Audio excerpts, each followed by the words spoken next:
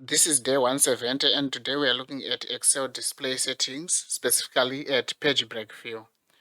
So what you are seeing here is the normal view, but if you want to see when we print out this page, how is it going to look like, you can choose the page break view, which is this one. So if you click at page break view, you can see that it's showing that all my text is going to fit on page 1.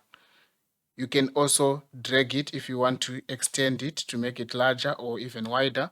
You can extend it, and you can also drag like this dotted blue line. You can drag it if you feel like it's not at the right position. For example, if you want it at this position, you can drag it, and once you confirm where you want to put it, you can see it will be a bold blue line here, and you can resize as you want.